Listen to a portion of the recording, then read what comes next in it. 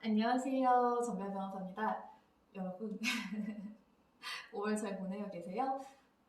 또 너무 오랜만이죠.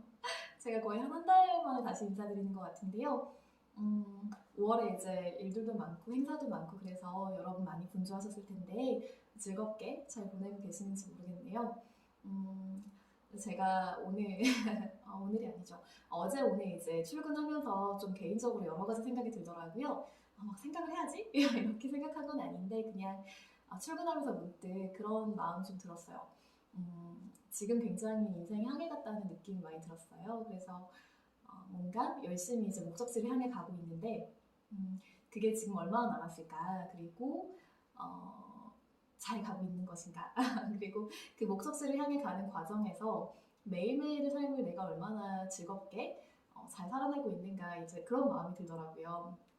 학생들도 가르치고 특히 이제 제가 로스쿨 학생들을 가르치다 보니까 그리고 과목 중에 3학년 과목도 있어요. 정말로 입시가 코앞인 친구들이 있거든요.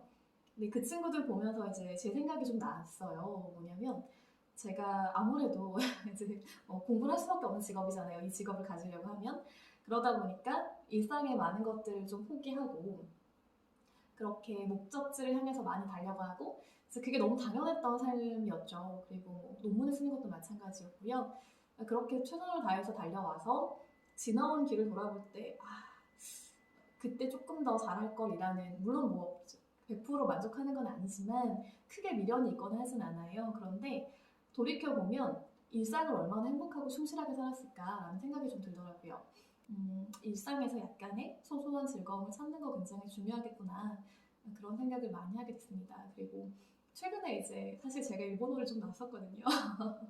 한다고 막 열심히 하다가 도저히 여유도 안 되고 그래서 공부를 많이 못했는데 좀 해야겠다라고 생각을 해서 다른 건 못하고 그 넷플릭스에서 일본어로 이제 만들어진 영상들을 좀 보고 있어요. 근데 그 제가 보는 시리즈 중에 하나가 굉장히 그냥 일상적인 이야기들 막 이렇게 잘 그리고 있는 그런 시리즈인데 약간 마음에 담길 만한 담겨지는 그런 대사가 좀 있어요. 뭐 그 예를 들어 밖에서 무슨 일이 있더라도 뭐 먹는 자에게 복이 온다든지 그러니까 굉장히 그게 약간 시그니처 같은 얘기인데요. 셰프도 나오고 막 이러는 시리즈여가지고 그리고 어, 중요한 건 어떤 건지 잘 생각해 봐야 된다. 뭐 여러 가지 그 에피소드가 있어서 다 말씀드릴 수는 없지만 그게 약간 개인적인 삶과 보여지는 삶에 관한 그런 부분들이 좀 많았거든요. 그래서 열심히 하고 충실하게 사는 것도 너무 좋은데 이제 그 주인공이 약간 달려가는 스타일이에요. 그래서 주변에서 이제 그런 것들 많이 이제 케어해 준다든지 하는 부분들이 좀 있고 본인도 그런 소소한 것들을 찾아가는 그런 내용이었어요. 되게 우연치 않게도. 그래서 좀 보면서 이제 조금 생각을 많이 하게 되는 그런 거였거든요. 그래서 여러분도 사실 일상이 뭐 우리가 늘 즐겁게 살면 너무 좋을 텐데 루틴하게 자꾸 돌아가다 보니까 그렇지 못한 일들도 많고요.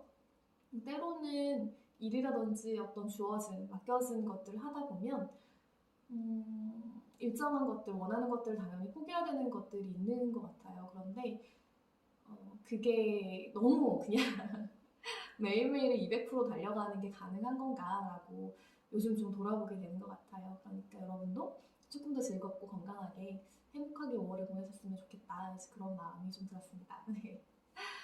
오늘은 어떤 걸 할 거냐면요.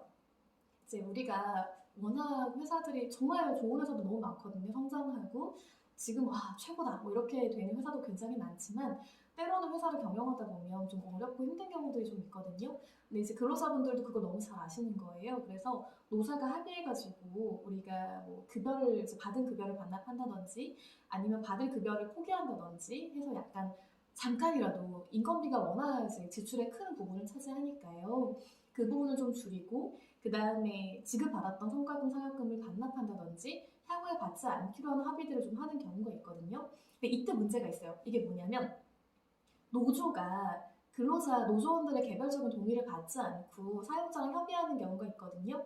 근데 사실 객관적으로 봤을 때는 회사가 이렇게 어려운데 우리도 좀 해줘야 되지 않나? 이렇게 생각을 하게 돼요. 그래서 이 합의가 정말 어떻게 보면 되게 아름답고 또 굉장히 귀한 거죠. 근데 근로자 개인의 입장에서 보면 나는 노조한테 이거 합의하라고 동의한 적도 없고 노조가 나한테 물어본 적도 없어. 노조가 또 나한테 뭔가 권한을 받아간 것도 아니야. 근데 내 급여를 한 달치 급여를 이렇게 못 받게 한다고 혹은 반납하게 한다고? 뭐 상여금 성과금이 있어야만 내가 어떤 일을 할 수 있는데 이걸 갑자기 못 받게 한다고? 아니 무슨 권리로? 이렇게 되는 거죠. 그러니까 이제 이게 개별적인 상황이라든지 이런 거에 따라 굉장히 달라질 수가 있는 거예요.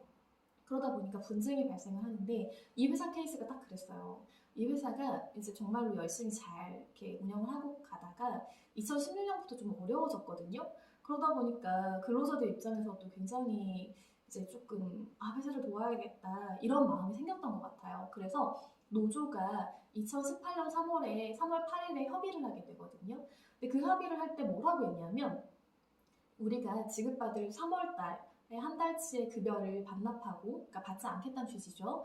그리고 그때 받으려고 원래 이제 산정을 해야 되는 성과금, 상여금 이런 것도 지급받지 않겠다라고 했어요. 그리고 이후의 것들도 조정을 좀 하게 된 거죠. 급여라든지 상여금이라든지 성과금이라든지 근속보상금이라든지 이런 것들을 뭐 지급받지 않거나 좀 조정하는 것들을 합의를 해요. 근데 그러고 나니까 이제 회사에서는 우리가 노조랑 합의를 했다. 그러니까 정말 미안하지만 한 달치의 급여하고 그 다음에 앞으로 지급받을 상여금 같은 것들이 조금 나가지 않게 됐다라고 했어요. 그러니까 근로자 입장에서 좀 당황스러운 거예요. 아니 왜?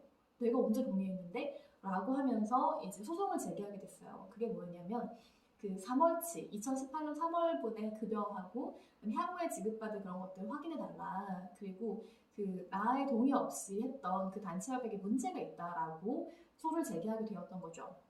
어땠을까요?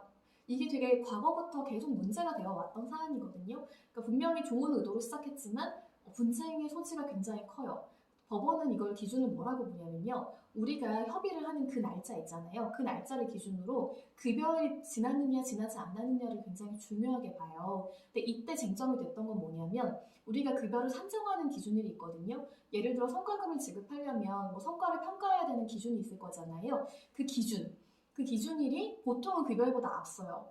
그래야만 성과 평가를 다 하고 그 다음에 급여를 지급하잖아요. 근데 이 사안도 그랬어요. 우리가 3월 8일 날 이제 급여를 지급하게 3월 8일에 협의를 했거든요. 근데 보통 회사가 20일이나 25일에 지급을 하잖아요. 근데 이 회사는 25일이 지급 기일이었어요. 3월 25일. 근데 평가하는 거는 조금 더 빨랐던 거예요. 3월 5일. 그러니까 결국 이 합의는 평가하는 날짜보다는 뒤에요. 그런데 임금을 지급하는 날짜보다는 앞이에요. 그죠? 이럴 때가 문제가 되거든요. 법원에서 지속적으로 그 나왔던 판례 중에 하나가 이 지급기일에 관한 판례였거든요. 그러니까 임금을 지급하는 날짜를 지났어요. 그러면 예를 들어 이제 3월 25일에 임금을 지급해야 되는데 이 날짜가 지나면 근로자가 뭘 할 수 있냐면 사용자한테 사장님 월급날 지났잖아요. 월급 주세요라고 할 수 있어요. 이거를 법적인 용어로 임금 청구권이라고 하거든요. 그러니까 임금 청구권이 발생하는 순간 그 임금 청구권은 근로자의 재산이 되거든요. 그래서 사적인 영역으로 옮겨지는 거예요. 즉 예를 들면 이제 어떤 우리가 뭐 핸드폰이나 뭐 아니면은 뭐 펜이나 이런 거 사러 가잖아요. 그러면 저희가 사기 전까지는 그게 그냥 그 매장의 소유잖아요. 매장의 그런 귀속이 돼 있는 건데 그걸 우리가 사겠다라고 하고 지급을 하는 순간 금액을 지급하는 순간 저희의 사적 영역으로 옮겨지잖아요. 이거는 물건은 아니에요. 임금을 지급해 달라고 할 수 있는 권리거든요. 하지만 그 청구권이 발생하는 순간 그게 근로자의 사적인 영역으로 옮겨져요. 즉 회사나 노조가 그러니까 누구라도 근로자의 개별적인 동의나 어떤 권리를 부여하는 것 이걸 수권이라고 하는데요. 수권 없이는 포기할 수 없는 거예요. 이런 부분이 굉장히 중요하게 다퉈졌던 사안이거든요.